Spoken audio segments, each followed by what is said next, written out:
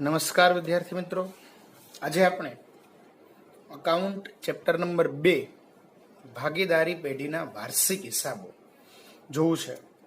ભાગીદારીના વાર્ષિક હિસાબોની મુખ્ય ખાસિયત એ છે મિત્રો કે એની અંદર મોટા ભાગની બધી જ વસ્તુઓ આપણે 11મા ધોરણમાં ભણીને આવ્યા છીએ અને આપણે એમાંથી ભણવાનું છે આ ચેપ્ટર.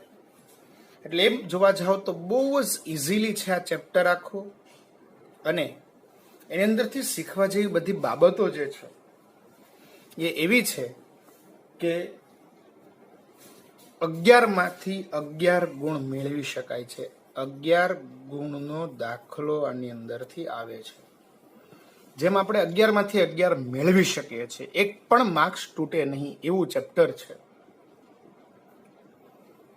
તો જાણીએ આપણે વાર્ષિક હિસાબો જે છે 11મા ધોરણનો બેજ બનાવીશું, આધાર લેશું અને કામ કરશું. તો 11મા ધોરણમાં મિત્રો આપણી પાસે જે નમૂના હતા એ જ નમૂના, એ જ દાખલા, એ જ વસ્તુઓ, ફક્ત અને ફક્ત ફરક જે છે તે છે આપણો, ફરીથી એકવાર સાંભળજો, ફક્ત જે ફરક જે છે તે કેવો ફરક છે? નફા નુકસાન ફાળવણી ખાતું, ભાગીદારના ચાલુ ખાતા, જે આપણે ચેપ્ટર નંબર 1 ની અંદર શીખવાનો પ્રયાસ કર્યો હતો. અહીંયા આપણે એ જ વસ્તુઓને ફરીથી જોવાનો પ્રયાસ કરીએ છીએ. એટલે માટે આ ચેપ્ટરની શરૂઆત કરીએ છીએ મિત્રો ત્યારે યાદ રાખીશું કે જે પણ લેક્ચરની અંદર આપણે જે પણ કોઈ નમૂના જોવાના છીએ ને એ 11મા ધોરણના નમૂનાઓને આપણે મગજમાં રાખીશું. સાથે ન સમજણ હોય તો અહીંયા ફરીથી એકવાર સમજવાનો પ્રયાસ કરીશું. તો એક પણ જગ્યાએ માર્ક્સ તૂટવાનો નથી અને 11માંથી 11 ગુણ મેળવી શકાય એવો પ્રયાસ કરવાનો છે. બધા જ નમૂનાઓને સ્ક્રીન ઉપર આપણી પાસે જેમ જેમ નમૂના આવતા જેમ 11મા ધોરણની યાદોને તાજી કરતી જશું. અને મિત્રો યાદ રાખીશું કે જે નમૂના આપણે અહીંયા લેક્ચર પૂર્ણ થાય ત્યાર પછી બધા જ નમૂના મુખ્ય ચોપડાની અંદર એકવાર લખી અને બીજા ચોપડાની અંદર રફ બુકની અંદર મોડે કરતા જે નમૂનાને યાદ રાખવાનો અને સમજવાનો પ્રયાસ કરીશું. તો મિત્રો અહીંયા કહી શકીએ છીએ એટલા વર્ષ દ્વારા કે એક પણ માર્ક્સ આમાંથી તૂટે નહીં. તો શરૂ કરીએ છીએ આપણે ચેપ્ટર નંબર 2 ભાગીદારી પેઢીના વાર્ષિક હિસાબો. 11 માર્ક્સ તરફ પ્રયાણ કરવું છે. તો જોઈએ આપણે સૌ પ્રથમ એનું પહેલું જ વસ્તુ જે છે તે છે વેપાર ખાતું. શું છે મિત્રો? પહેલું જ વેપાર ખાતું છે. અને વેપાર ખાતાનો નમૂનો આપણી સ્ક્રીન ઉપર અહીંયા આપણે દેખાઈ રહ્યો છે મિત્રો. શું કહે છે તે ખાસ જોતા જશો. વેપાર ખાતાનો નમૂનો શ્રી ખાલી જગ્યાનું તારીખ ખાલી જગ્યાના રોજ પૂરા થતા વર્ષનું વેપાર ખાતું. ખાસ સાંભળજો મિત્રો, કોનું કહે છે તે, એટલે સમજવામાં આપણને ક્યાંય પ્રોબ્લેમ ન રહે. ફરીથી એકવાર સાંભળજો. વેપાર ખાતાનો નમૂનો જે છે શ્રી ખાલી જગ્યાનું તારીખ ખાલી જગ્યાના રોજ પૂરા થતા વર્ષનું વેપાર ખાતું અહીંયા આપણને આપવામાં આવ્યું છે. તો જોઈએ આપણે અહીંયા સૌપ્રથમ જે નમૂનો આપણે બનાવતા હતા એ જ નમૂનો, એ જ વસ્તુ, એ પ્રમાણે આપણે અહીંયા કામ કરવાનું છે. તો કઈ રીતે છે તો જોઈએ. પહેલા ઉધાર બાજુ, જમા બાજુ. સૌપ્રથમ લખ્યું છે શરૂઆતનો માલ સ્ટોક. શું લખ્યું છે? શરૂઆતનો માલ સ્ટોક એવું લખેલું છે. તો અહીંયા લખીશું ખરીદી લખી છે.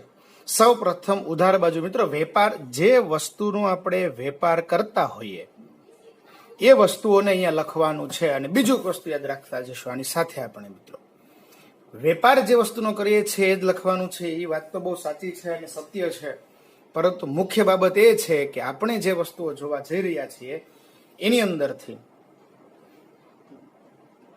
નમૂના જે એકાઉન્ટના નિયમો છે એ નિયમો આપણને આવડવા ખૂબ જ જરૂરી છે. કયા નિયમો છે તો આપણે ધ્યાનમાં રાખીશું. સૌ પ્રથમ પહેલો જ નિયમ, શરૂઆતનો પહેલો નિયમ શું કહે છે? માલસામાનનો નિયમ. ખરીદી કરવાથી માલસામાન આવે તો ઉધાર. ફરીથી એકવાર સાંભળજો. ખરીદી કરવાથી માલસામાન આવે તો ઉધાર અને વેચાણ કરવાથી જાય તો જમા. બીજો નિયમ હતો ખર્ચનો નિયમ. ખર્ચનો નિયમ શું કહેતો હતો આપણને એ પણ સાંભળીશું. ખર્ચ કે નુકસાન ખાતે શું કહેતા હતા આપણે? ખર્ચ કે નુકસાન ખાતે શું કહેતા હતા? ઉધાર. અને આવક કે નફા ખાતે જમા. બસ એવું જ એક અહીંયા ધ્યાનમાં રાખવાનું છે. સૌ પ્રથમ પહેલું જ કે શરૂઆતનો સ્ટોક. કોની વાત કરે છે? શરૂનો સ્ટોક, જે આપણે કઈ બાજુ લખીશું? વેપાર ખાતાની ઉધાર બાજુ લખવામાં આવે છે, શરૂઆતનો સ્ટોક. ત્યાર પછી મિત્રો આપણે કીધું ને ખરીદી. ખરીદી કરવાથી માલસામાન આપણી પાસે આવશે કે જશે? ખરીદી કરવાથી માલસામાન આપણી પાસે આવશે કે જશે? આવશે ને. તો આવે તો શું કરવાનું છે? ઉધાર કરવાનું છે. બસ એનું જે આપણે 11મા ધોરણમાં એક કોષ્ટક જોયું હતું મિત્રો, યાદ હશે આપણને. બહુ નાનલું અમથું કોષ્ટક હતું ને બહુ મજાનું કોષ્ટક હતું. શું કહેતા હતા એ કોષ્ટક દ્વારા એને સમજીએ કે ખરીદી કઈ રીતના લખાય છે તે. તો જોઈએ, આપણી સ્ક્રીન ઉપર લખાય છે ખરીદી. ખરીદીને લખવા માટે સૌપ્રથમ ખરીદી પ્લસ નહીં નોંધાયેલ ખરીદી, બેયનો સરવાળો કરીને લખવાનું, માઇનસ ભૂલથી લખેલ ખરીદી, એનું બાકી કરી નહીં લાવવાનું, પાછું લખવાનું, માઇનસ અન્ય રીતે ગયેલ માલ. અન્ય રીતે ગયેલ માલ આપણે લખતા હતા ને, ઉપાડથી, ચોરીથી, આગથી, બળી ગયેલ, કોઈ પણ રીતે હોય, અન્ય રીતે ગયેલ માલ. પછી બાદબાકી કરીને જે આવશે એમાંથી માઇનસ ખરીદ પરત, ને બધાનું પ્લસ માઇનસ કરીને અહીંયા શું કરી દઈશું? ફરીથી એકવાર સાંભળજો વિદ્યાર્થી મિત્રો. ખરીદી પ્લસ નહીં નોંધાયેલ ખરીદી, માઇનસ ભૂલથી નોંધાયેલ ખરીદી, માઇનસ અન્ય રીતે ગયેલ માલ સામાન, માઇનસ ખરીદ પરત. બરાબર. આ એક કોષ્ટક છે વેપાર ખાતાની ઉધાર બાજુનું. કઈ બાજુનું? ઉધાર બાજુનું. વેપાર ખાતાની કઈ બાજુ લખીશું?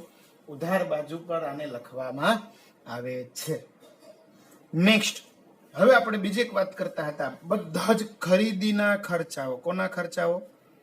ખરીદીના જે ખર્ચાઓ છે બધા, એ બધા જ વેપાર ખાતાની ઉધાર બાજુ પર લખવામાં આવે છે. વેપાર ખાતાની કઈ બાજુ પર લખવામાં આવે છે?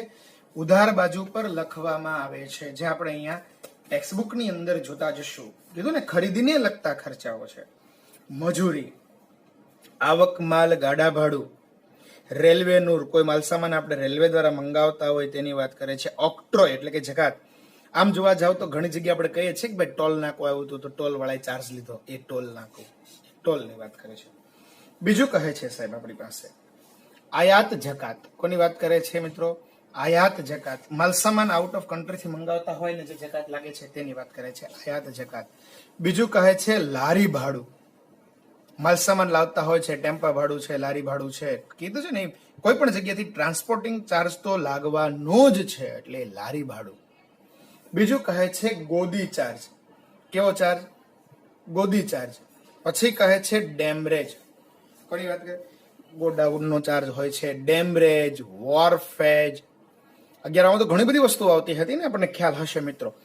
ડેમરેજ છે, વોરફેજ છે, ઉત્પાદનને લગતા બીજા એવા બધા જે ખર્ચાઓ છે એને પણ અહીંયા ધ્યાનમાં લેવાના છે આપણે. બીજી વાત કરે છે ઓક્ટ્રોય, આપણે જે કીધું ને જકાત રેલવેનું. ઉત્પાદક મજૂરી, ઉત્પાદનને લગતી કોઈ ખર્ચાઓ હોય એની જે મજૂરી લાગે છે એની વાત અહીંયા કરે છે. ઉત્પાદન કરતા હોય ને જે વસ્તુ ઉત્પાદન સાથે સંકળાયેલું હોય એને ખર્ચા લાગે, મફત તો થવું નથી. બીજું છે રોયલ્ટી. રોયલ્ટી તરીકે આપણે કોઈ ખર્ચો ચૂકવતા હોય, કોકની બનાવેલી વસ્તુ હોય ને આપણે એને ચાર્જ આપતા હોય, પેટર્ન તરીકે કરાવતા હોય. કારખાનાના ખર્ચા. કારખાનામાં કેવા ખર્ચા લાગે છે સાહેબ જોજો. ભાડું, કરવેરા, વીજળી, બળતણ, કોલસો, ગેસ, આ બધું કારખાનામાં ખર્ચો. એક શોર્ટકટમાં યાદ રાખવાનું, કારખાનાના ખર્ચા. કોના ખર્ચા? કારખાનાના ખર્ચા. પછી કહે છે વપરાયેલ માલ સામગ્રી. માલ સામાન વપરાઈ જતો હોય છે. ઓઇલ છે, આપણે બાઇક હોય તો ઓઇલ બળી જાય, નથી બળી જતું? તો ઓઇલ છે, ગ્રીસ છે. કારખાનાના મકાનનો ઘસારો.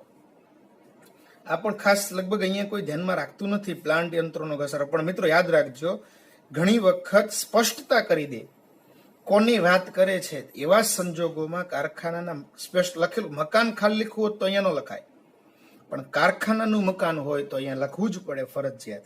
પછી છે પ્લાન્ટ યંત્રોનો ઘસારો. કોનો ઘસારાની વાત કરે છે? પ્લાન્ટ યંત્રોનો ઘસારો. અને પછી મિત્રો એક બીજી બાબત જોવા જેવું છે, જે છે વેપાર ખાતાની જમા બાજુની. કઈ બાજુની વાત કરે છે? વેપાર ખાતાની જમા બાજુનું. જે વસ્તુ ઉધાર બાજુ પર હતી એવી જ વસ્તુ જમા બાજુ પર હોય છે. જેમ કે વેચાણ કરવાથી માલસામાન જાય તો જમા, તો વેચાણથી માલસામાન જાય તો જમા. પ્લસ નહીં નોંધાયેલ વેચાણ, ઘણી વખત એવું છે કે વેચાણ લખવાનું બાકી રહી ગયું હોય તો એ પ્લસ કરી દેવાનું. પછી માઇનસ ભૂલથી નોંધેલ વેચાણ, ભૂલથી વેચાણ લખાઈ જાય હોય કંઈક બીજું જ વેચાણ, ભૂલમાં આપણે વેચાણ ખાતે લખી નાખીએ તો એને પણ આપણે શું કરવું પડે છે? બાદ કરવું પડે છે. માઇનસ વેચાણ પરત,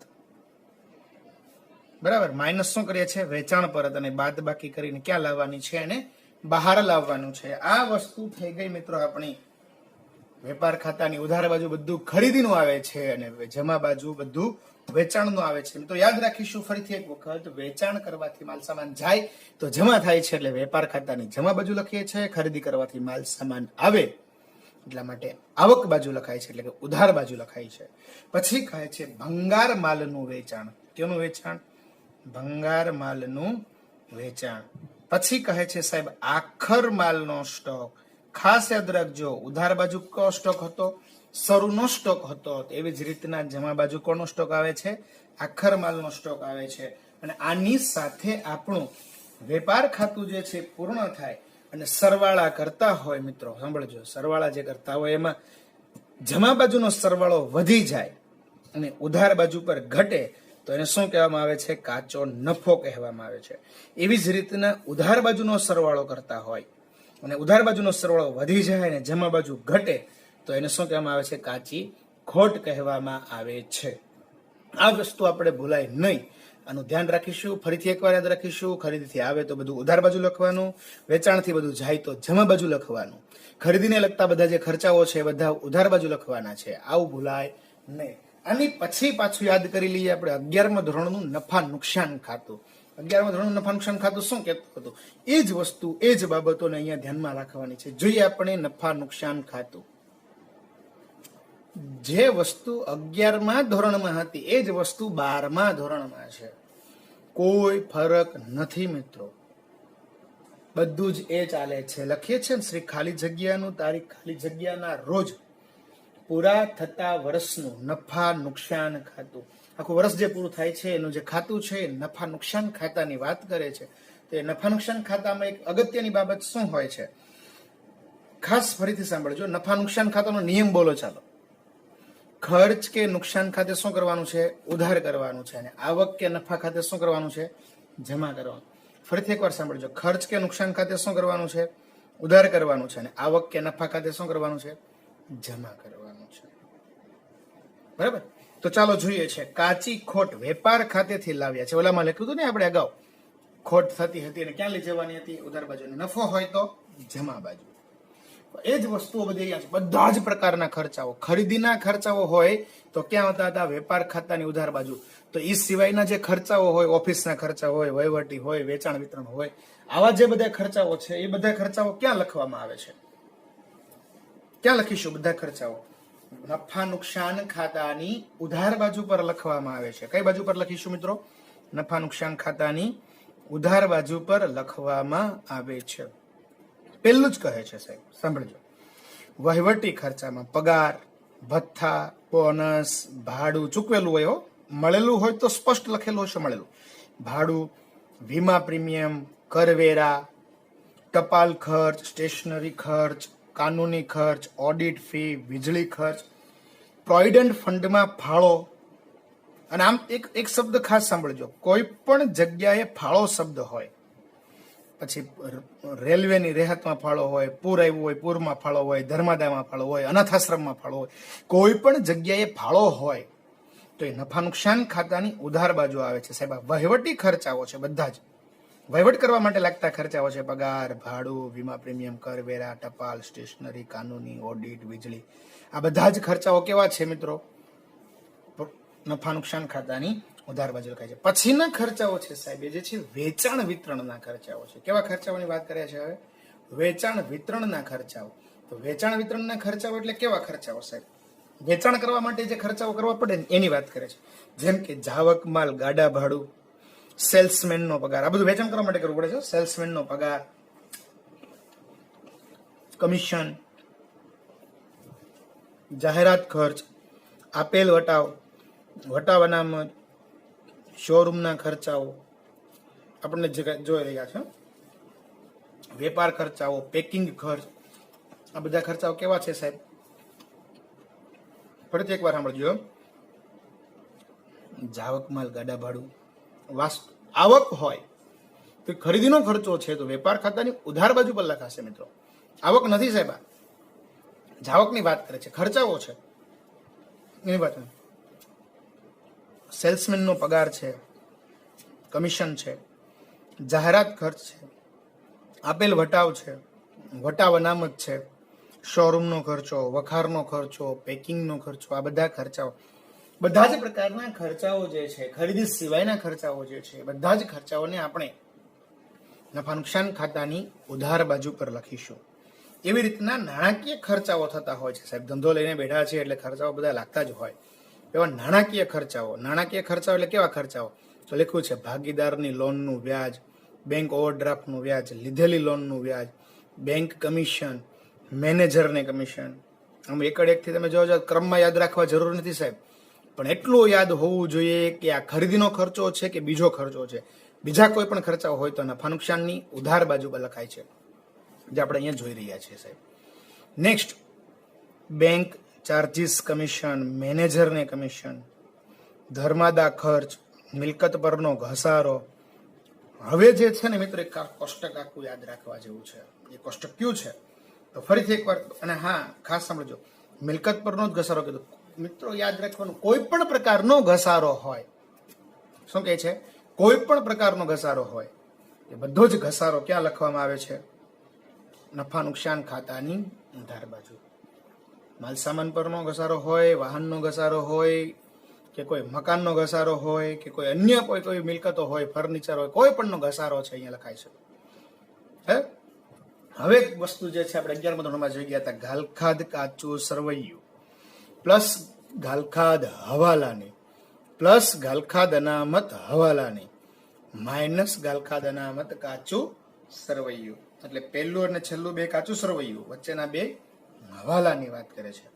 પછી કહે છે આગથી કોઈ નુકસાન થાય, ચોરીથી નુકસાન થાય, મિલકત વેચાણનું નુકસાન થાય, ખર્ચ કે નુકસાન માટેની કોઈ એવી જોગવાઈ કરવાની હોય સ્પેશિયલી, કે અગાઉથી આપણે કોઈ આપણને ખબર પડી જાય કે અગાઉ કોઈ ખર્ચો થવાનો છે તો આપણે એના માટે સ્પેશિયલી કોઈ જોગવાઈ કરી નાખીએ, તો એની વાત અહીંયા કરે છે.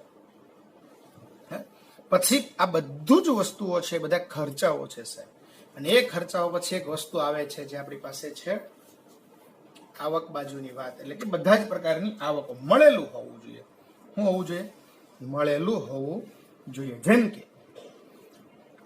આવકો છે બધી, મળેલ વટાવ, મળેલ ભાડું, મળેલ કમિશન, મળેલ દલાલી, મળેલ આડત, મળેલ રોકાણનું વ્યાજ, ધીરેલી લોન પર વ્યાજ, ગાલખાદ પરત, મિલકત વેચાણનો નફો, પસ્તીના વેચાણની ઉપજ, ભંગારની ઉપજ, પરચુરણ આવક. આ બધું જ શું છે મિત્રો? કોઈ પણ પ્રકારનું મળેલ વસ્તુ હોવી જોઈએ, આપણી આવક થતી હોવી જોઈએ, તો આપણે એમ કહી શકીએ કે આપણી આવક છે, એમાં લખી શકાય છે. આ બધી જ વસ્તુ અહીંયા છે. પછી જે છે ને મિત્રો, એ ખાસ જોવાનું છે. આખો દાખલો પૂર્ણ થાય, આ વસ્તુ ખાતું પૂર્ણ થાય, પેકિંગ કરતા હોય અને સરવાળો કરતી વખતે જો જમા બાજુનો સરવાળો વધી જાય ને ઉધાર બાજુ ઘટે તો એને કહેવાય ચોખ્ખો નફો, અને ઉધાર બાજુનો સરવાળો વધી જાય ને જમા બાજુ ઘટે તો એને કહેવાય ચોખ્ખી ખોટ કહેવાય છે. અને આની પછી તમે લોકો 11મા ધોરણમાં શું બનાવતા હતા? વેપાર ખાતું, પાકો સરવૈયું બનાવતા હતા ને? બસ અહીંયા એક ચેન્જીસ કરેલો છે મિત્રો, જે છે નફા નુકસાન ફાળવણી ખાતું. કારણ કે અહીંયા જે છે ને મિત્રો, કોઈ એકલો વ્યક્તિ પેઢી નથી ચલાવતો. સાંભળો છો ને બધા વિદ્યાર્થી મિત્રો, કોઈ એકલો વ્યક્તિ કોઈ આ પેઢી ચલાવતો નથી, સંયુક્ત રીતે ચાલે છે. બધા ભાગીદારો ભેગા થઈને પેઢી ચલાવે છે. એટલા માટે આપણે અહીંયા ધ્યાનમાં રાખવાનું છે આ વસ્તુને. તો હવે જોઈએ છે નફા નુકસાન ફાળવણી ખાતાનો નમૂનો. શું જોઈ રહ્યા છીએ મિત્રો? હવે આપણે નફા નુકસાન ફાળવણી ખાતાનો નમૂનો જોઈ રહ્યા છીએ. તો એની અંદર શું હોય છે તો સાંભળો. જે વસ્તુ પેલા ચેપ્ટરમાં જોઈ ગયા હતા એ જ વસ્તુ. ચોખ્ખો નફો હોય તો અહીંયા લઈ આવવાનું, ખોટ હોય તો જમા બાજુ, ઉધાર બાજુ. કોઈ પણ ખોટ ખર્ચા બધા કઈ બાજુ હોય? ઉધાર બાજુ હોય. આવક કે નફો જે કઈ થાય શું થાય? જમા બાજુ હોય.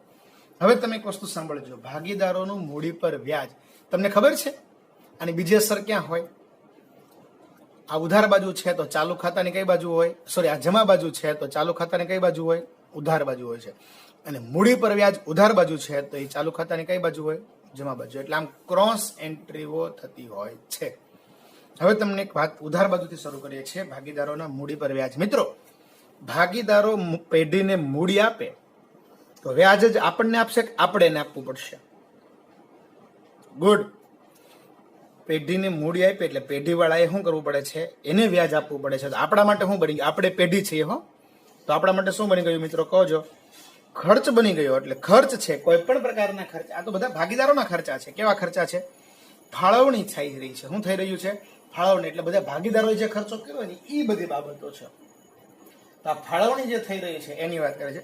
એટલે ભાગીદારોની મૂડી પર જે વ્યાજ લાગે છે એની વાત કરે છે.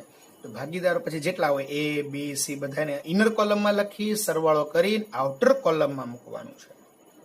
બીજું કહે છે ભાગીદારોના ચાલુ ખાતાની જમા બાકીનું વ્યાજ. કોનું વ્યાજની વાત કરે છે?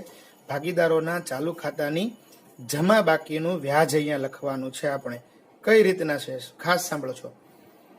ભાગીદારોની જમા બાકીનું વ્યાજ જે છે તેમાં સૌ પ્રથમ લખે છે કે જમા બાકી એટલે ભાગીદારોના પૈસા ચાલુ ખાતામાં.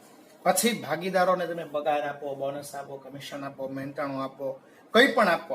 ભાઈ તમે કર્મચારીને આપો કે ભાગીદારને આપો. આપણા માટે તો શું છે? આપણા માટે પેઢી માટે શું છે? કયો ને, ખર્ચો છે કે નથી?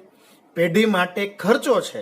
એટલે કોઈ પણ ભાગીદારોનો ખર્ચો હોય તો આમાં લખાય, અન્ય કોઈ હોય તો નફા નુકસાનની ઉધાર બાજુ લખાય છે. ખાસ સાંભળજો, આ બીજે વખત ચાલી રહ્યું છે ખાતું, ચેપ્ટર 1 માં પણ જોયું હતું.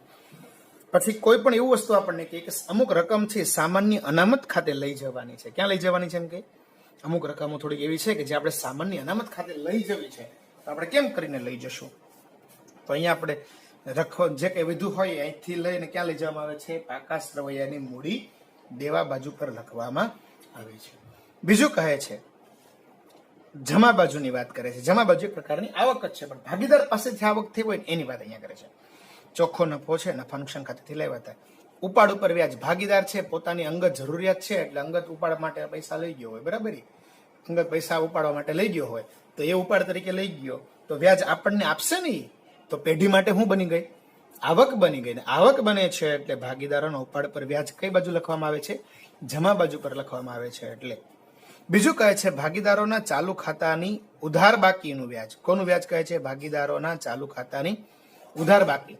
ભાગીદારોના ચાલુ ખાતાની ઉધાર બાકી એટલે કેવી બાકી સાહેબ? ભાગીદારો પર પૈસા વધારે પીડા હોય, ઉધાર બાજુ હોય તો આપણે ક્યાં લઈ આવીએ છીએ? જમા બાજુ. ને જમા બાજુ હોય તો ક્યાં લઈ જઈએ છીએ? ઉધાર બાજુ. આટલું કરી અને પછી મિત્રો સાંભળજો, સરવાળો ક્લોઝ કરો છો તમે. જમા બાજુનો સરવાળો વધી જાય ને ઉધાર બાજુનો ઘટે તો એને શું કહેવામાં આવે છે? વહેંચણી પાત્ર નફો. અને બે ભાગીદારોના મૂડી ખાતે કે ચાલુ ખાતે લઈ જવામાં આવે છે. અને ઉધાર બાજુનો સરવાળો વધી જાય તો જમા બાજુ ઘટે, અને જમા બાજુ ઘટે એને શું કહેવામાં આવે છે? વહેંચણી પાત્ર ખોટ કહેવામાં આવે છે. અને આ વહેંચણી પાત્ર જે ખોટ છે, આ ખોટને આપણે ભાગીદારો વચ્ચે શું કરીશું? નફા નુકસાન વહેંચણીના પ્રમાણમાં, નફા નુકસાન ફાળવણીના પ્રમાણમાં વેચી અને લઈ જવામાં આવે છે. આની પછી જે આવે છે ને મિત્રો છે ભાગીદારોનું ચાલુ ખાતું. કારણ કે આમાં તમે સાંભળી લીધું, ફરીથી એકવાર સાંભળજો. આ ઉધાર બાજુ છે તો ક્યાં હશે? જમા બાજુ છે. અને જમા બાજુ છે તો ક્યાં હશે? ઉધાર બાજુ હશે. એ છે એનું ચાલુ ખાતું, જે આપણે હવે અહીંયા જોઈ રહ્યા છીએ. ભાગીદારોના ચાલુ ખાતા. કોઈ ફરક નહીં મિત્રો, જે આપણે તમે ભણી ગયા હતા એ જ છે, બરાબર? ખાસ સાંભળવા જેવી બાબત એ છે, સૌ પ્રથમ લખવામાં આવે છે બાકી આગળ લાવ્યા જમા બાજુ. જે ભાગીદારોની જમા બાકી હોય તો ચાલુ ખાતું છે, સ્થિર ખાતું પણ બનાવીશું આપણે. પછી શું કરતા હતા? મૂડી પર વ્યાજ. તો ઓલામાં જે આવતું તે ક્યાં લખતા હતા? ઉધાર બાજુ પર લખતા હતા. અહીંથી જમા છે તો ઓલાને ક્યાં ઉધાર બાજુ લખતા હતા, અને ત્યાં ઉધાર હોય અહીંયા જમા હતું. પછી કીધું હતું ચાલુ ખાતાની જમા બાકીનું વ્યાજ અહીંયા જમા છે તો ત્યાં ક્યાં લખવાનું? ફાળવણીમાં ઉધાર બાજુ લખવાનું. પગાર, બોનસ, કમિશન, મહેનતાણું જે ભાગીદારનું હોય એનામાં લખવાનું, ન હોય એનામાં ડેશ કરી દેવાનું, બરાબર? ન હોય તો ડેશ કરી દેવાનું, હોય એનામાં જ લખવાનું છે, જે આપણે પહેલા ચેપ્ટરમાં ભણી ગયા હતા. એ લખીએ પછી એમાં વહેંચણી પાત્ર નફો હતો, બધા ભાગીદારો આપણે વેચતા હતા ને, એ નફોને આપણે અહીંયા લઈ આવવાનો છે, જે અહીંયા લખી દઈશું. પછી શું કરીશું? ઉધાર બાજુ પર હોય ઉધાર બાજુ પર હોય તો આપણે શું લખીશું? બાકી આગળ લાવ્યા. શરૂની બાકી હોય ને સાહેબ, ઉધાર બાકી હોય તો ઉધાર બાજુ લખવામાં આવે છે. પછી કોઈ ભાગીદાર ઉપાડ કરે તો ઉધાર બાજુ કીધું હતું ને મેં, ઉપાડ ખાતે એની પર વ્યાજ હોય તો ઉપાડ પર વ્યાજ, મૂડી હોય તો મૂડીનું વ્યાજ, જે બાજુ જમા બાકી તો જમા બાકીનું વ્યાજ, ઉધાર બાકી તો ઉધાર બાકીનું વ્યાજ. જે બાકીઓ જ્યાં છે ત્યાં લખાય છે. એવી જ રીતના ઉપાડ છે અહીંયા તો ઉપાડનું વ્યાજ, અને આની બીજી અસર ક્યાં આપશે ઉપાડના વ્યાજની? ફાળવણી ખાતાની જમા બાજુ. આ ઉધાર હતું, સોરી જમા હતું તો ફાળવણી ખાતાની કઈ બાજુ લખવાનું હતું? ઉધાર બાજુ. પછી કહે છે વહેંચણી પાત્ર ખોટ. જો ભાગીદારો વચ્ચે વહેંચણી પાત્ર ખોટ થઈ હોય અગાઉ નામ ખાતામાંથી તો અહીંયા ક્રોસ લાવાય. અને પછી ખાતું બંધ કરો અને જમા બાજુનો સરવાળો વધી જાય અને ઉધાર બાજુ ઘટે તો એને શું કહેવાય? બાકી આગળ લઈ ગયા, આખરની બાકી. અને ઉધાર બાજુનો સરવાળો વધી જાય અને જમા બાજુ ઘટે તો એને શું કહેવાય? બાકી આગળ લઈ ગયા, ઉધાર બાકી કહેવાય. આ બાજુ ઘટે તો જમા બાકી કહેવાય. અને બીજું છે મિત્રો સ્થિર મૂડી ખાતું. કેવું ખાતાની વાત કરવી છે હવે આપણે? સ્થિર મૂડી ખાતું. સ્થિર મૂડી ખાતું એ જ છે, એમાં કોઈ ફેરફાર નથી. જમા બાકી જ હોય, વધારાની મૂડી તરીકે કોઈ લાવે તો લખાય છે, અધરવાઇઝ જે અંતે હોય એની જ રહી છે. હા, ઉપાડી જાય તોની વાત છે, પણ એવો કોઈ દાખલો આવતો નથી. એટલે સ્થિર મૂડી ખાતામાં બીજું કોઈ ફેરફાર નથી, જે છે એનું એ જ. આગળના દાખલામાં આપણે એની પર વ્યાજની વસ્તુઓ જે છે બધું શીખી ગયા હતા, એવું અહીંયા ધ્યાનમાં રાખવાનું છે. સ્થિર મૂડી ખાતામાં તો બાકી આગળ લાવ્યા અને બાકી આગળ લઈ ગયા. જો વધારે પૈસા લાવે તો લખાય છે અને લઈ જાય તો અહીંયા લખાય. એમાં બીજો કોઈ ફેરફાર થતો નથી. આ સ્થિર મૂડી ખાતા છે મિત્રો. આજે ટોટલ 4 ખાતાઓ આપણે ભણ્યા છીએ. એમાંથી આમ જોવા જાવ તો વેપાર ખાતું અને નફા નુકસાન ખાતું 11મા ધોરણમાં ભણી ગયા હતા. ફાળવણી અને ચાલુ ખાતું જે છે આપણે પહેલા ચેપ્ટરમાં ભણી ગયા. તો કોઈ પણ વિદ્યાર્થી મિત્ર આમાં લોચો ન મારે એવું અનુસંધાન રાખી અને કામ કરીશું તો કોઈને પ્રોબ્લેમ આવશે નહીં. આની સાથે આ જે પણ વસ્તુઓ તૈયાર કરી છે, દાખલાઓ, પ્રશ્નો છે, નમૂનાઓને વેકેશનના સમયમાં મહેનત કરી મોઢે કરવાનો પ્રયાસ કરશું તો આપણે મિત્રો જે નક્કી કર્યું છે 11માંથી 11 લેવા છે ત્યાં સુધી આરામથી પહોંચી શકીશું. અસ્તુ, આભાર. નમસ્કાર વિદ્યાર્થી મિત્રો. આજે આપણે પાકું સરવૈયાનો નમૂનો જોવો છે. પાકા સરવૈયાના નમૂનાની અંદર એક ખાસ બાબત એ છે, 11માં જે હતો એ જ, ફક્ત અહીંયા મૂડી જે છે એ બે વસ્તુ બદલાય છે, બાકી કોઈ વસ્તુમાં ફેરફાર થતો નથી. આ ખાસ અનુસંધાન રાખીશું આપણે દરેક વિદ્યાર્થીઓ, જેથી કરી અને પ્રોબ્લેમ ન રહે. હવે જોઈએ આપણે સૌપ્રથમ શ્રી ખાલી જગ્યાનું, તારીખ ખાલી જગ્યાના રોજનું પાકું સરવૈયું. આવું લખવામાં આવે છે. એમનું પાકું જે તે તારીખનું જ તૈયાર કરવામાં આવે છે. વલ્લુઆમાં 2 ખાતા બધામાં શું હતું? ના સુધીનું. અહીંયા શું હતું? ના રોજનું. એટલે એ તારીખનું જ પાકું સરવૈયું જે છે એ બનાવવામાં આવે છે. હવે આપણી પાસે આવે છે મૂડી દેવા. તો મૂડી દેવાની અંદર આપણે જે વસ્તુ લખતા હતા એ જ વસ્તુ અહીંયા લખવાની છે. સૌ પ્રથમ મૂડી. તો મૂડી સ્થિર મૂડી છે, કાયમી મૂડી છે. તેમાં પહેલા છે એ અને બી ની મૂડી. ચાલુ ખાતા છે, ચાલુ ખાતાની જમા બાકી હોય, એ અને બી ની જમા બાકીઓ હોય જે તે વસ્તુઓની વાત કરે છે. પછી છે અનામતોમાં સામાન્ય અનામત, મૂડી અનામત, અન્ય અનામતો. આ બધી જ બાબતો જે છે, અનામતો જે છે એની વાત અહીંયા કરે છે. કોઈ પણ પ્રકારની અનામત છે, ફંડ છે, જોગવાઈ છે, એ બધું જ મૂડી દેવા બાજુ આવે છે. જેમ કે સામાન્ય અનામત, મૂડી અનામત, અન્ય કોઈ પણ અનામત, કોઈ પણ એવી જોગવાઈઓ જમણા નીચે આવશે જ, ફંડ અને જોગવાઈઓ. પરંતુ આપણે અહીંયા લઈ રહ્યા છીએ એની વાત કરીએ છીએ. પછી બીજી વાત કરે છે બિન ચાલુ જવાબદારી. બિન ચાલુ જવાબદારી એટલે કે લાંબા ગાળાની જવાબદારી, લાંબા ગાળાના દેવા. લાંબા ગાળાના દેવા એટલે કેવા? બેંક પાસેથી લીધેલી લોન, અન્ય નાણાકીય સંસ્થાની લોન, મિત્રો પાસેથી લીધેલી લોન કે ભાગીદારની લોન. આ બધી વસ્તુઓ કેવી છે? બેંક પાસેથી લીધેલી લોન, અન્ય નાણાકીય સંસ્થાની લોન, મિત્ર પાસેથી લીધેલી. કોઈ મિત્ર પાસે તમે લાંબા ગાળા માટે લોન લઈ આવો છો, ભાગીદારોની લોન, કોઈ ભાગીદાર પાસેથી તમે લોન લાવો છો એની વાત છે. એની બધી બાબતોની એક અહીંયા વાત કરવામાં આવે છે.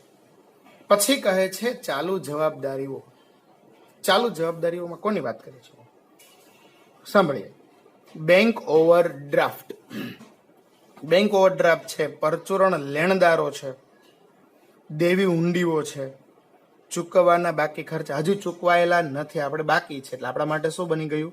દેવું બની ગયું. અગાઉથી મળેલ જોગવાઈ, હજી મળવાની નહોતી અને છતાંય મળેલી કોઈ પણ આવકો છે, અગાઉથી મળી ગઈ. એક પ્રકારે અત્યારે તો આપણે મળી ગઈ છે એટલે અગાઉથી મળેલી આવકો આપણા માટે દેવું થઈ જશે. કરવેરાની જોગવાઈ. આપણું દેવું છે, ગમે ત્યારે વર્ષ દિવસની અંદર જ કરવેરા ચૂકવવા જ પડે. પ્રોવિડન્ટ ફંડ, ભાગીદારોની લોનનું બાકી વ્યાજ. ફરીથી એકવાર સાંભળી રહ્યા છો. ચાલુ જવાબદારીઓની અંદર કોને ધ્યાનમાં લેવામાં આવે છે? બેંક ઓવરડ્રાફ્ટ, પરચુરણ લેણદારો, દેવી હુંડીઓ, ચૂકવવાના બાકી ખર્ચા, અગાઉથી મળેલ આવકો, કરવેરાની જોગવાઈ, પ્રોવિડન્ટ ફંડ મળવાનું, ભાગીદારોની લોન પર બાકી વ્યાજ. જોયું પેલા ચેપ્ટરની અંદર આવતું હતું, ભાગીદારોએ પેઢીને લોન આપી છે એટલા ટકા વ્યાજ, તો એ અહીંયા લખવામાં આવે છે. અને બીજી અસર ક્યાં આપવામાં આવે છે? નફા નુકસાન ખાતાની ઉધાર બાજુ આપવામાં આવે છે. આ બધી જ બાબતો જે છે એ કેવું છે? પાકા સરવૈયાની મૂડી દેવા બાજુની વાત કરે છે. હવે આપણે જોવા જવું છે પાકા સરવૈયાની મિલકત લેણા બાજુ પર. કઈ બાજુ પર લખવા જવું છે? મિલકત લેણા બાજુ પર. તો મિલકત લેણામાં પહેલા કહે છે બિન ચાલુ મિલકતો અને ચાલુ મિલકતો, બે પાર્ટ પડે છે. બિન ચાલુ મિલકતોમાં કાયમી મિલકતો. કાયમી મિલકતોમાં શું હોય છે? દ્રશ્ય જમીન, મકાન, પટ્ટે રાખેલી મિલકતો, વાહનો, યંત્રો, ફર્નિચર, ફિટિંગ્સ, આ બધા જ કેવા છે? દ્રશ્ય મિલકતો છે. જમીન છે, મકાન છે, યંત્રો છે, વાહનો છે, આ બધા મિલકતો છે આપણે સાહેબ. પછી છે પેટન્ટ્સ છે, ટ્રેડમાર્ક છે, કોપીરાઇટ છે, પાઘડી છે. આ બધી બાબતોને અહીંયા આપણે ધ્યાનમાં લઈએ તો આ બધું જ શું છે? આપણા માટે એક પ્રકારની અદ્રશ્ય મિલકતો છે. પાઘડી, પેટન્ટ, ટ્રેડમાર્ક, કોપીરાઇટ, આ બધી જ મિલકતો કેવી છે? અદ્રશ્ય મિલકતો છે. પછી કોઈ પણ કંપનીમાં, કોઈ પણ વસ્તુઓમાં તમે રોકાણ કર્યું હોય, જેમ સરકારી જામીનગીરીમાં રોકાણ છે, પ્રોવિડન્ટ ફંડમાં રોકાણ છે. આ રોકાણોની વાત કરે છે અહીંયા.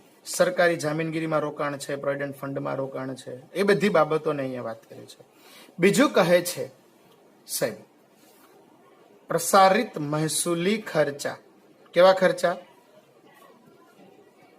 પ્રસારિત મહેસૂલી ખર્ચા. એટલે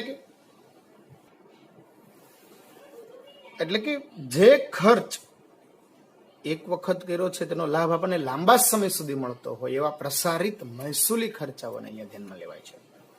પછી આવે છે આખર સ્ટોક, પરચુરણ લેણદારો, રોકડ શિલ્લક, બેંક શિલ્લક, આ ચાલુ મિલકતો છે બધી હો. આખરના સ્ટોકની બે અસર થાય છે. એક તો વેપાર ખાતાની જમા બાજુ અને પાકા સરવૈયાની મિલકત લેણા બાજુ. રોકડ શિલ્લક, બેંક શિલ્લક, મળવાની બાકી આવકો, ધીરેલી લોન, લેણી હુંડી, અગાઉથી ચૂકવેલ ખર્ચાઓ. ફરીથી એકવાર સાંભળજો. રોકડ શિલ્લક, બેંક શિલ્લક, મળવાની બાકી આવકો, ધીરેલી લોન, લેણી હુંડી, અગાઉથી ચૂકવેલ ખર્ચાઓની વાત કરે છે. અગાઉથી ચૂકવાઈ ગયા છે જે આપણે હજી ચૂકવવાના નહોતા. એવી જ રીતના મળવાનું બાકી, હજી મળ્યું નથી આપણને, મળશે તો ખરું ગમે ત્યારે, તો આપણા માટે શું છે? લેણું છે. એની વાત કરે છે. અને પછી જો કોઈ ભાગીદારોની ચાલુ ખાતાની ઉધાર બાકી હોય તો પણ અહીંયા લખવામાં આવે છે. અને મિત્રો યાદ રાખીશું, આ બંને સરવાળા કેવા થવા જોઈશે? સરખા થવા જોઈશે. હવે એક બાબત જે છે મિત્રો, જે આપણે આની અંદર નથી આવી અને જોવાના છીએ, તે એક બાબત છે પાકા સરવૈયામાં મૂડી દેવા બાજુ. કઈ બાજુ? મૂડી દેવા બાજુમાં અહીંયા લખીશું લેણદારો. આપણે લખીએ છીએ ને મૂડી દેવા બાજુ લેણદારો, તો એની સાથે લખીશું પ્લસ નહીં નોંધાયેલ ખરીદી. કેવી ખરીદી? નહીં નોંધાયેલ ખરીદી. જો હોય તો માઇનસ ભૂલથી નોંધાયેલ ખરીદી. આ બે ની બાદબાકી કરીને અહીંયા લખવામાં આવે છે. એવી જ રીતે મિત્રો લેણદારોમાં, એટલે કે મિલકત લેણા બાજુ, આ કોષ્ટકો મિત્રો યાદ રાખવા પડશે અને લખવા પડશે. લખીએ છીએ ને આપણે દેવાદારો, તો ત્યાં કોણ આવશે? નહીં નોંધાયેલ વેચાણ માઇનસ ભૂલથી નોંધાયેલ વેચાણ માઇનસ ઘાલખાદ. હવે સાંભળજો જે મિત્રો હું બોલું છું તે. કોઈક વ્યક્તિ આપણા પૈસા ન આપીને ઘાલખાદ પડે તો માઇનસ ઘાલખાદ અનામત તરીકે ઉભા રાખીએ. બાદબાકી કરીએ પછી આવશે દેવાદાર, વટાવ, અનામત, એ બધું બાદબાકી કરીને લાવવાનું. મિત્રો આ ક્રમ યાદ રાખીશું. અમુક વસ્તુઓ ન હોય તો આ ક્રમમાં આપણે થોડો ફેરફાર કરી શકીએ છીએ, પરંતુ આ ફરજિયાત છે. સર્વપ્રથમ શું હોય છે? દેવાદાર પ્લસ નહીં નોંધાયેલ વેચાણ માઇનસ ભૂલથી નોંધાયેલ વેચાણ માઇનસ ગાલખાદ અનામત માઇનસ દેવાદાર, વટાવ, અનામત. આ બધી જ બાબતો જે છે મિત્રો એ કેવી વસ્તુઓ છે, મિલકત લેણા બાજુ પર આવે છે. મિલકત લેણા બાજુ પર દેવાદારો આવે છે અને દેવાદારોની સાથે વેચાણ જોડાયેલું હોય છે, અને મૂડી દેવા બાજુ લેણદારો આવે છે એની સાથે ખરીદી જોડાયેલી હોય છે. આમાં કોઈ એવી વસ્તુઓ ગાલખાત કેવું આવતું નથી. આ વસ્તુને યાદ રાખીને આપણે આગળ ચાલવું છે. હવે જોવા જવું છે આપણે એમના હવાલાઓ. બધા જ હવાલાઓ 11 માના ખાલી 2 કે 3 હવાલા નવા નાખીશું. બધા જ હવાલા, બધા જ ખાતાઓ મિત્રો બધું એનું એ જ છે.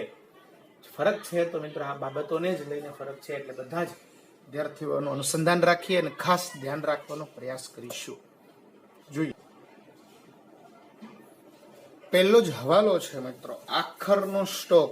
11મા ધોરણમાં આપણે 2 વસ્તુઓ જોઈ ગયા હતા અને 2 અસરો થાય છે. પહેલી અસર છે પાકા સરવૈયાની મિલકત લેણા બાજુ, અને બીજી અસર છે વેપાર ખાતાની જમા બાજુ. પાકા સરવૈયામાં આપણે ખબર છે હમણાં જ થોડી વાર પહેલા જ ક્યાં લખેલું હતું, પાકા સરવૈયાની મિલકત લેણા બાજુ, અને બીજી અસર ક્યાં આપવામાં આવે છે, વેપાર ખાતાની જમા બાજુ પર.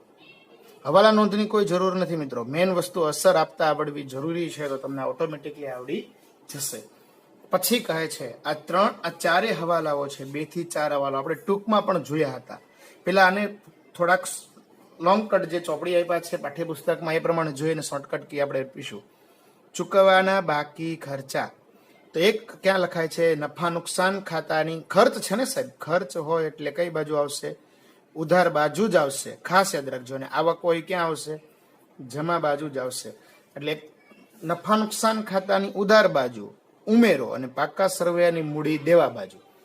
બીજી અસર ક્યાં આપવામાં આવે છે, પાકા સરવૈયાની મૂડી દેવા બાજુ. એવી જ રીતના અગાઉથી ચૂકવાયેલ ખર્ચા હોય તો વેપાર નફા નુકસાન ખાતાની ઉધાર બાજુ ખર્ચમાંથી શું કરો, બાદ કરો. અને બીજી અસર મિલકત લેણા બાજુ. યાદ છે, અચુ માઇનસ મિલે મિલકત લેણા બાજુ, અને ચુબા પ્લસ મુદે મૂડી દેવા બાજુ પર લખવામાં આવે છે. પછી આવે છે મળવાની બાકી આવક. મળવાની બાકી આવક ક્યાં લખાય છે, તો નફા નુકસાન ખાતાની જમા બાજુ આવકમાં ઉમેરો કરો, અને પાકા સરવૈયાની મિલકત લેણા બાજુ પર. કઈ બાજુ, ફરીથી એકવાર સાંભળજો. મળવાની બાકી છે, હજી મેળી નથી મિત્રો. આવક જ હોય, અને આવક હોય એટલે નફા નુકસાન ખાતાની જમા બાજુ જ હોય, એટલે આવકમાં ઉમેરો અને પાકા સરવૈયાની મિલકત લેણા બાજુ પર લખો.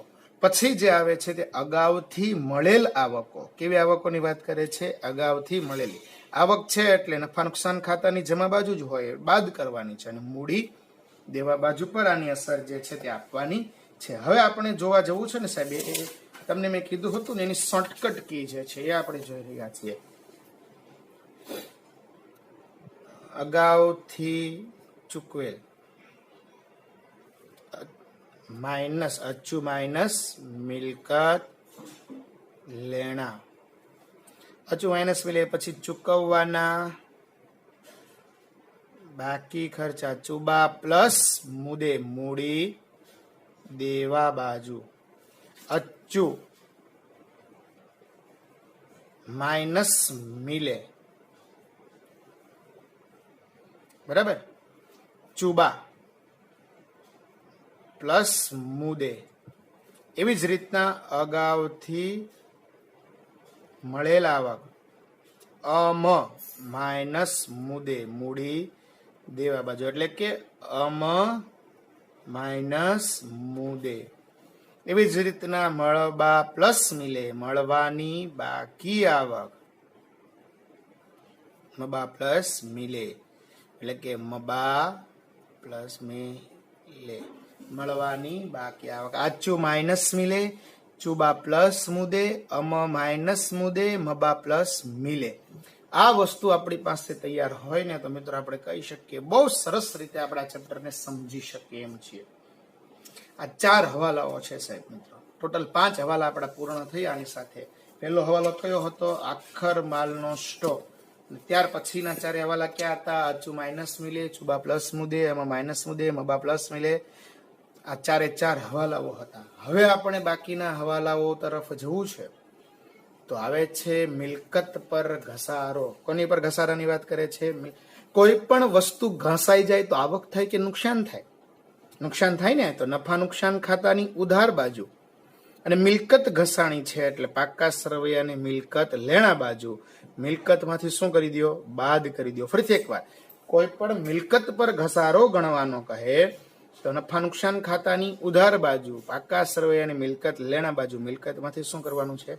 બાદ કરવાનું છે. નેક્સ્ટ છે, હવે પછીના મિત્રો ત્રણેય હવાલાઓની અસર સેમ રહેશે. ત્રણેય હવાલાઓની અસર કેવી રહેશે? સેમ.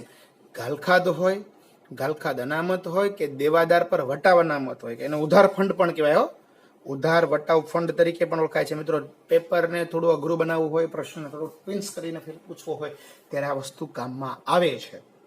ચાલો જોઈએ છે બધા જ ગાલખાદ માંડી વાળવાની છે. તો ગાલખાદ હોય, ગાલખાદ અનામત હોય કે દેવાદાર વટાવ અનામત, બધાની અસર સેમ. નફા નુકસાન ખાતાની ઉધાર બાજુ ગાલખાદમાં ઉમેરો, નફા નુકસાન ખાતાની ઉધાર બાજુ અને નફા નુકસાન ખાતાની ઉધાર બાજુ. એક અસર તો સેમ કોમન જ રહી. ક્યાં આવે છે? બધું જ નુકસાન છે એટલે નફા નુકસાન ખાતાની ઉધાર બાજુ પર. એવી રીતના બીજી અસર, પાકા સરવૈયાની મિલકત લેણા બાજુ, દેવાદારમાંથી શું કરવાનું છે? બાદ કરવાનું છે. ફરીથી એકવાર સાંભળજો, પાકા સરવૈયામાં મિલકત લેણા બાજુ, દેવાદારમાંથી શું કરવાનું છે? બાદ કરવાનું છે. અને પછી બીજી અસર, આમાં પણ એવું જ, પાકા સરવૈયા મિલકત લેણા બાજુ, દેવાદારમાંથી બાદ. આમાં પણ એવું જ, પાકા સરવૈયા મિલકત લેણા બાજુ, દેવાદારમાંથી બાદ કરવામાં આવે છે.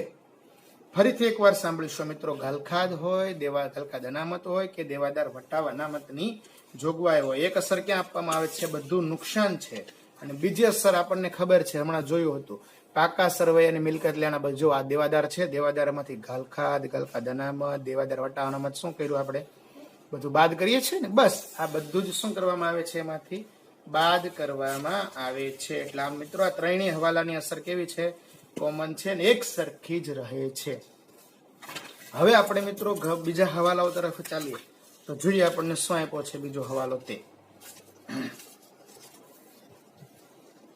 ઉધાર ખરીદીની નોંધ કરવાની જ રહી ગઈ હોય. ફરીથી એકવાર સાંભળજો, આપણે વાત શું કરતા હતા? ખરીદીની નોંધ કરવાની રહી ગઈ છે તો ખરીદીમાં ઉમેરવું પડશે ને. ખરીદી ક્યાં લખાય છે? વેપાર ખાતાની ઉધાર બાજુ. ખરીદીમાં શું કરી દો? ઉમેરી દો.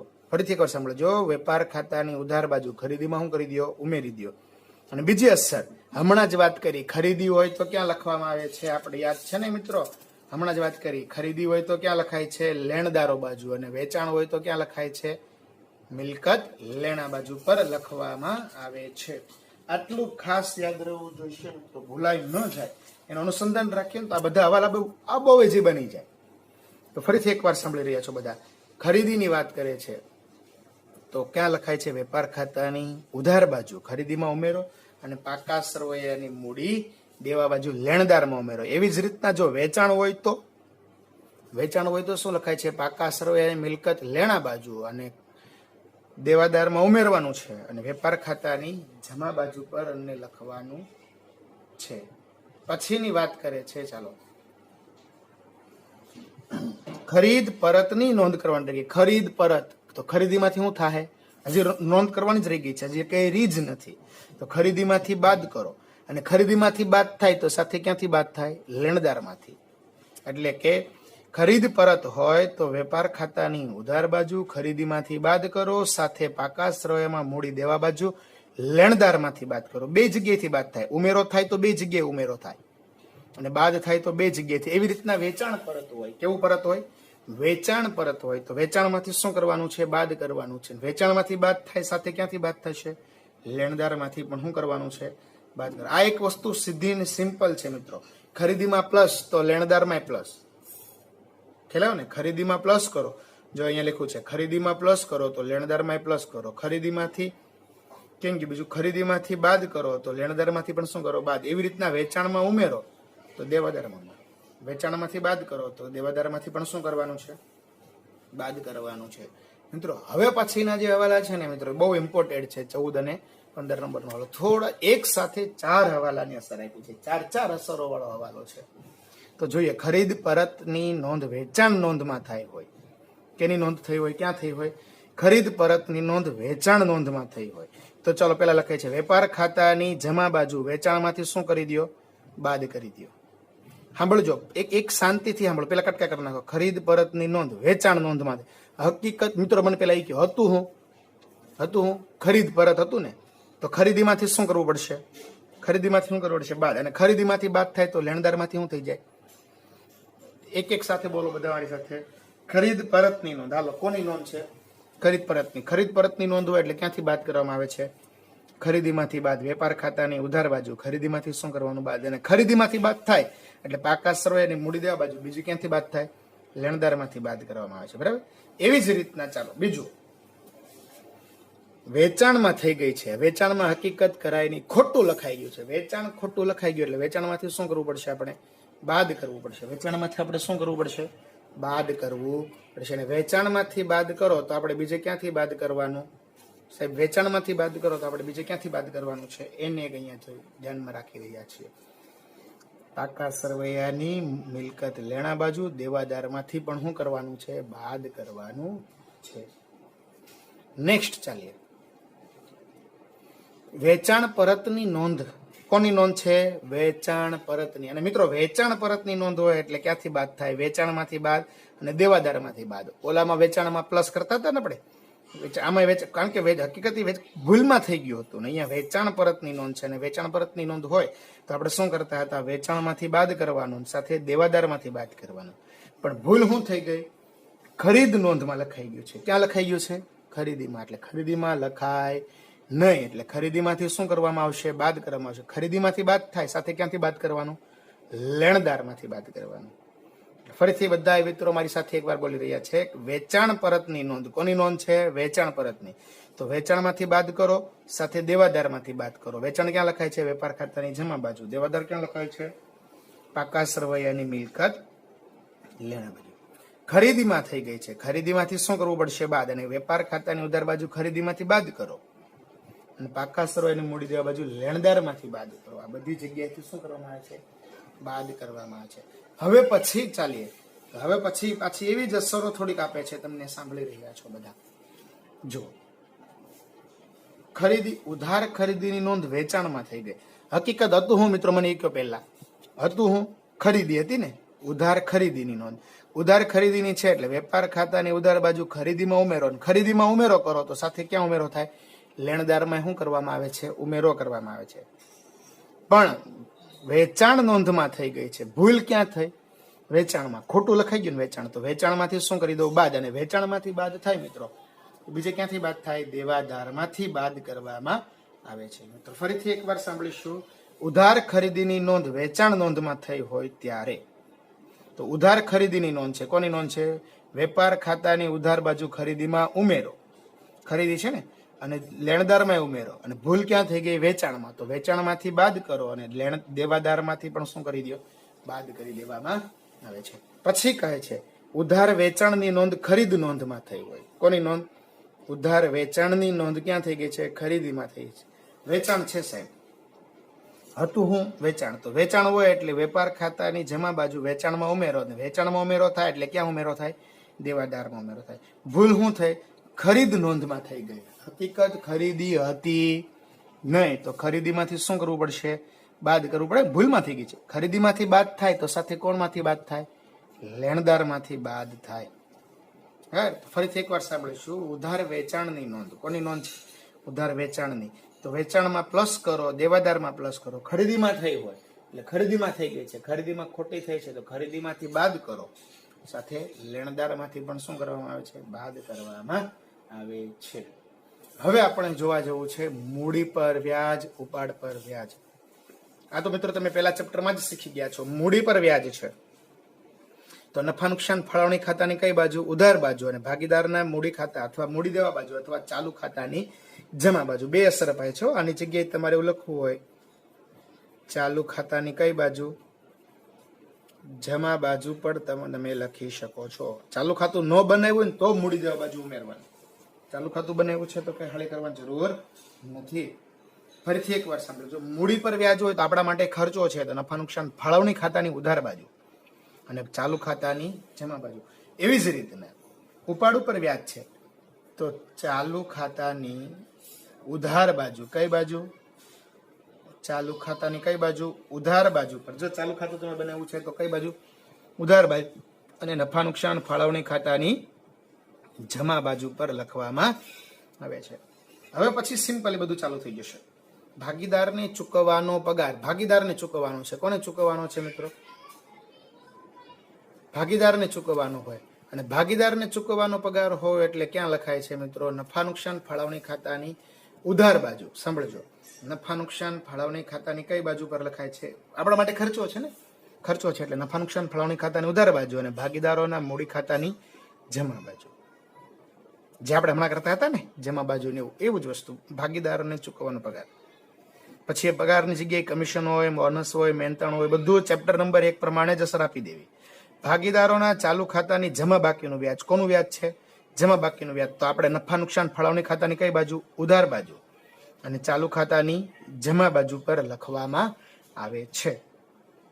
પછી કહે છે ભાગીદારોના ચાલુ ખાતાની ઉધાર બાકી પર વ્યાજ. કોની પર વ્યાજ કહે છે? ભાગીદારોના ચાલુ ખાતા. ઉધાર બાકી છે તો ઉધાર બાજુ, જમા બાકી છે તો જમા બાજુ, અને બીજી અસર એની વિરુદ્ધમાં આપવાની. આની વિરુદ્ધમાં કોણ થાય? ઉધાર થાય પણ ફાળવણીની. અને આની વિરુદ્ધમાં કોણ થાય? જમા થાય ફાળવણીની. વાત પૂરી થઈ ગઈ. હવે આપણી પાસે મિત્રો ઇમ્પોર્ટન્ટ મુદ્દા તરીકે 2 વસ્તુ આવે છે. ભાગીદારોની લોન પર ચૂકવવાનું બાકી વ્યાજ. ભાગીદારોની લોન આપણને આપી હોય તો આપણા માટે ખર્ચો છે. પછી ભાગીદાર આપે કે બેંકમાંથી લાવો, તમે ક્યાંયથી પણ લાવો તો આપણા માટે તો એ ખર્ચો છે. તો નફા નુકસાન ખાતાની ઉધાર બાજુ ચૂકવવાનું છે મિત્રો. તો નફા નુકસાન ખાતાની ઉધાર બાજુ અને ચુબા પ્લસ મુદ્દે મૂડી દેવા બાજુ પર અસર આપવામાં આવે છે. સામાન્ય અનામત ખાતે કોઈ રકમ લઈ જવાની હોય તો યાદ કરો ફાળવણી ખાતું. નફા નુકસાન ફાળવણી ખાતાની ઉધાર બાજુ અને પાકા સરવૈયાની મૂડી દેવા બાજુ સામાન્ય અનામતમાં ઉમેરો કરવાનો છે. સાંભળો છો ને બધા? નફા નુકસાન ફાળવણી ખાતાની ઉધાર બાજુ પર અને પાકા સરવૈયામાં મૂડી દેવા બાજુ પર સામાન્ય અનામતમાં શું કરવાનું છે? ઉમેરો કરવાનો છે. તો બહુ સરસ રીતે અને સિમ્પલ રીતે આપણે સમજી શકીએ એમ છીએ. ફરીથી એકવાર સાંભળજો. સામાન્ય અનામત ખાતે કોઈ રકમ લઈ જવાની હોય તો શું કરવામાં આવે છે? નફા નુકસાન ફાળવણી ખાતાની ઉધાર બાજુ પર અને પાકા સરવૈયામાં મૂડી દેવા બાજુ પર સામાન્ય અનામત ઉમેરવામાં આવે છે. હવે પછીના બધા જે પ્રશ્નો છે મિત્રો બહુ સિમ્પલ અને સોબર છે, તો ધ્યાન રાખતા રહીશું આપણે. ચાલો જોઈએ પહેલો જ હવાલાઓમાં પાછો એક પહેલો હવાલો જોઈએ. ભાગીદારોની ચોખ્ખા, મેં શું કીધું હતું થોડી વાર પહેલા, કમિશન હોય, પગાર હોય, બોનસ હોય, મહેનતાણું હોય. અહીંયા કમિશન છે તો નફા નુકસાન ફાળવણી ખાતાની ઉધાર બાજુ અથવા અને બીજી અસર ચાલુ ખાતામાં ઉમેરજો અથવા ભાગીદારના મૂડી દેવા બાજુ. કઈ ન કરવું હોય તો સિમ્પલ, ફાળવણી ખાતાની ઉધાર બાજુ અને ચાલુ ખાતામાં જમા બાજુ. કઈ બાજુ? ચાલુ ખાતામાં જમા બાજુ. બીજું કહે છે ધીરેલી લોન પર વ્યાજ. કઈ લોન પર વ્યાજ કહે છે મિત્રો? ધીરેલી લોન પર વ્યાજની વાત કરે છે. અને ધીરેલી લોન પર વ્યાજ ગણવાનું હોય ત્યારે પાકા સરવૈયામાં મિલકત લેણા બાજુ, નફા નુકસાન ખાતાની ઉધાર બાજુ. મિત્રો એક સિમ્પલ ફરીથી સાંભળજો. કોકને તમે લોન દઈ આવ્યા છો, ધીરેલી લોન, કોકને આપેલી લોન, અને એમાંથી આપણે જે વ્યાજ ગણવાનું હોય એની વાત કરે છે. તો આપણા માટે શું બની જશે? આવક. તો નફા નુકસાન ખાતાની જમા બાજુ અને બીજી અસર ક્યાં આવશે? મિલકત લેણા બાજુ. આપણે લેણું થઈ ગયું. હવે આવે છે કોઈ પણ પ્રકારની પાઘડી, પેટર્ન, ટ્રેડમાર્ક, કોપીરાઇટ જેવી અદ્રશ્ય મિલકતોને માંડી વાળવાની છે. શું કરવાનું છે? માંડી વાળવાની. આપણે નથી જોતી, બૂચ મારી દીધી છે. અથવા તો એમ કહે છે કે ભાઈ એટલી ઘટી ગઈ છે કિંમત, એમાં ઘટાડો થયો છે. તો નફાનો ઘટાડો થયો, માંડવાળ કરો તો નુકસાન થાય. એટલે નફા નુકસાન ખાતાની કઈ બાજુ? ઉધાર બાજુ. અને પાકા સરવૈયામાં મિલકત લેણા બાજુ. જે તે મિલકતમાંથી શું કરવાનું છે? બાદ કરવાનું છે. ફરીથી એકવાર સાંભળજો. પાઘડી, પેટર્ન, ટ્રેડમાર્ક, કોપીરાઇટ જેવી મિલકત હોય તો નફા નુકસાન ખાતાની કઈ બાજુ? ઉધાર બાજુ પર. અને પાકા સરવૈયામાં મિલકત લેણા બાજુ પર આની અસર છે એ આપવામાં આવે છે. પછી કહે છે ભાગીદારે અંગત વપરાશ માટે લીધેલ માલની નોંધ કરવાની રહી ગઈ. અંગત વપરાશ માટે માલ સામાન લઈ ગયા છે તો આપણને ખબર છે અંગત વપરાશ માટે માલ સામાન લઈ જાય, મિલકત લઈ જાય, કાંઈ જાય તો આપણા માટે શું બની જાય સાહેબ? મને ફરીથી એકવાર સાંભળજો શાંતિથી. અંગત વપરાશ માટે કોઈ પણ વસ્તુ લઈ જાય તો એ આપણા માટે ઉપાડ બની જાય છે. મૂડી દેવા બાજુની જગ્યાએ તમે એમ લખો ચાલુ ખાતામાં, ઉધાર બાજુ પર લખો તો પણ કોઈ વાંધો નથી. ચાલુ ખાતાની ઉધાર બાજુ પર લખો તો પણ કોઈ વાંધો નથી હો મિત્રો. અને બીજી અસર છે અન્ય રીતે માલ સામાન જાય છે. અને અન્ય રીતે માલ સામાન જાય તો ક્યાં લખાય છે? પાકા વેપાર ખાતાની ઉધાર બાજુ. ખરીદીમાંથી શું થયું? બાદ કરવાનું છે, અન્ય રીતે માલ સામાન જાય છે એટલા માટે. હવે આવે છે જાહેરાત માટે નમૂનાથી વેચેલ માલ. કોના માટે વેચો છે? જાહેરાત માટે નમૂનાથી વેચેલ માલ છે. જાહેરાત માટે તમે કોઈ માલ સામાન વેચો છો તો જાહેરાત માટે આપો તો નફા નુકસાન ખાતાની ઉધાર બાજુ અને બીજી અસર પાકા સરવૈયાની વેપાર ખાતાની ઉધાર બાજુ ખરીદીમાં અન્ય કોઈ પણ રીતે વેચીએ, અંગત વપરાશ માટે જાય કે જાહેરાત માટે જાય, અન્ય રીતે માલ સામાન જાય એટલે ખરીદીમાંથી શું કરવામાં આવે છે? બાદ કરવામાં આવે છે. પછી છે સ્ટેશનરીનો સ્ટોક. કોનો સ્ટોકની વાત કરે છે? સ્ટેશનરીનો સ્ટોક. સ્ટેશનરીનો કોઈ પણ મિત્રો સ્ટોક હોય, એ આખરનો સ્ટોક હોય, સ્ટેશનરીનો હોય, કોઈ પણનો સ્ટોક હોય તો આપણે ક્યાં લખીશું એને? વેપાર ખાતાની પાકા સરવૈયાની મિલકત લેણા બાજુ પર લખાય છે. અને બીજી અસર ક્યાં આપીશું? નફા નુકસાન ખાતાની ઉધાર બાજુ. સ્ટેશનરીમાંથી શું કરવાનું છે? બાદ કરવાનું છે. ફરીથી એકવાર સાંભળજો, શું કહે છે? પાકા સરવૈયા મિલકત લેણા બાજુ મિલકતમાંથી બાદ કરવાનું છે અને બીજી અસર નફા નુકસાન ખાતાની ઉધાર બાજુ સ્ટેશનરી ખર્ચમાંથી શું કરવાનું છે? બાદ કરવાનું છે. પછીની વાત કરે છે પટ્ટે રાખેલ મિલકતમાંથી અમુક રકમ માંડી વાળવી. પટ્ટે રાખેલ મિલકતમાંથી અમુક રકમ માંડી વાળવી.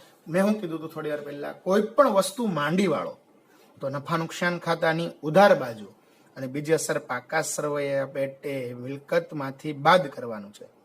પટ્ટે રાખેલ મિલકત હોય, કોઈ પણ મિલકત માંડી વાળો એટલે જે તે મિલકતમાંથી બાદ કરો અને બીજી અસર નફા નુકસાન ખાતાની ઉધાર બાજુ પર આપવાની રહેશે. હવે આવે છે આપણી પાસે શેર કે રોકાણ પર કે ડિવિડન્ડ પર કે કોઈ પણ જગ્યાએ મળવાનું બાકી. વાત સાંભળો બધા, શું કહે છે? મળવાનું બાકી વ્યાજ છે. મબા પ્લસ મિલે મિલકત લેણા બાજુ અને મળવાનું છે એટલે આવક છે નફા નુકસાન ખાતાની જમા બાજુ. બધા જ મારી સાથે બોલશું. શેર કે અન્ય રોકાણો પર ડિવિડન્ડ કે વ્યાજ મળવાનું હોય તો શું થાય? મબા પ્લસ મિલે મિલકત લેણા બાજુ અને નફા નુકસાન ખાતાની જમા બાજુ આપવામાં આવે છે. પછી કહે છે કોઈ ભાગીદારો અંગત મિલકત ધંધામાં લાવે, અને નોંધ કરવાની રહી ગઈ, ભાગીદાર અંગત મિલકત લાવે, રોકડ લાવે, કઈ પણ લાવે તો કેમાં વધારો થાય? મૂડીમાં વધારો થાય. તો પાકા સરવૈયામાં મૂડી દેવા બાજુ ભાગીદારની મૂડીમાં ઉમેરો. અને બીજી અસર મિત્રો સાંભળજો, મિલકત લાવ્યો છે એટલે પાકા સરવૈયાની મિલકત લેણા બાજુ મિલકતમાં ઉમેરો. રોકડ લાવે તો રોકડમાં ઉમેરો, પણ મિલકત લેણા બાજુ જ લખો. રોકડ લાવે તો રોકડમાં ઉમેરો અને મિલકત લાવે તો મિલકતમાં ઉમેરો. અને બીજી અસર મૂડી તરીકે પૈસા લાવ્યો છે એટલે મૂડી ખાતામાં લખવામાં આવે છે. આ સાથે મિત્રો બધા જ હવાલાઓ આપણા પૂર્ણ થયા. તો કોઈ હવાલા નોંધ નથી લખવાની, ફક્ત આ નોંધ લખીને ડાયરેક્ટલી આ નોંધ લખવાની છે, એટલે કે હવાલાઓની અસર જ લખવાની છે. આ બધી જ વસ્તુઓને આપણે મિત્રો ધ્યાનમાં રાખીશું. પાકા ચોપડાની અંદર આ બધી વસ્તુઓને લખીશું અને મોઢે કરીશું. સાથે હોમવર્ક જે આપ્યું હોય એ પ્રમાણે આપણે હોમવર્ક પણ કરતા રહીશું. અસ્તુ.